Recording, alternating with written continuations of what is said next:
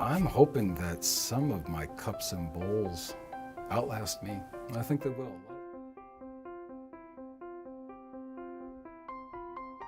Hi, I'm Bill Forst. I'm a ceramicist. I came out of the Cleveland Institute of Art in the mid-1980s, and I had a full-ride scholarship at Wichita State University, the Clayton Staples Memorial Scholarship. And so from Ohio to Kansas, I was a potter.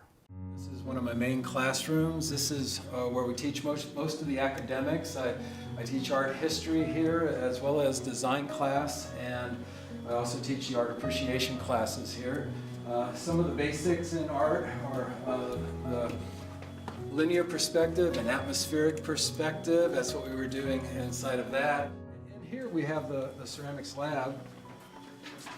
And what we have in here is a ventilated spray booth and our clay mixer and all of our clay storage and recycle area. We also have these bins. These are stainless steel tables, and they hold hundreds of pounds of material, and they just pull out with a single finger. And this is in our kiln yard. This is our homemade raku kiln. It's an old electric kiln, and what we've done is put a counterweight on it for the lid, and we raku out of here. When this comes up to a little over 1800 degrees, we reach in with safety equipment on, good gloves, and a metal prongs. I just influence the culture around me by giving people objects that they can interact with, whether it's functional, like a really nice bowl to eat your ice cream out of, or that great cup you always reach for whenever you get a cup of coffee or tea in the morning, or with these pieces that hang on the wall that just provoke thoughts. So that's how I'd like to see my artwork interact with my American culture. Well, as a kid, I was always drawing and painting. It was high school that I was introduced to ceramics, and I had a wonderful high school teacher that moved me into clay, and I thought really that's what I wanted to do, was work in clay. I make my living in the fine arts.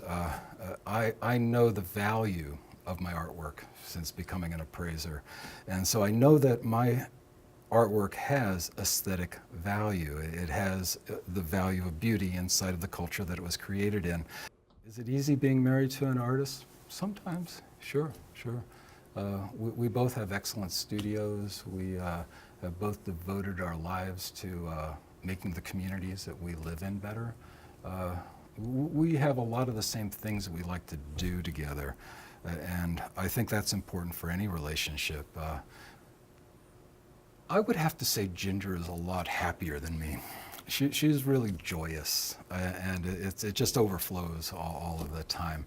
I have a tendency to look at some of the darker things in life and sometimes illustrate them. And I'll often provide a clay backdrop for her, whether it's a bowl or a platter or a large plaque, and she will use glazes on top of that and paint her imagery on top of my forms.